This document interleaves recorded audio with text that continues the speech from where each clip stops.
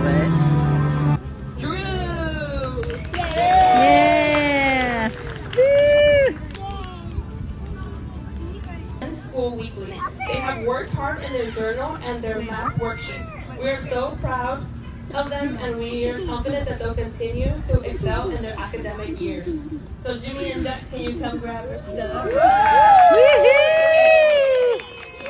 Yes! Yes!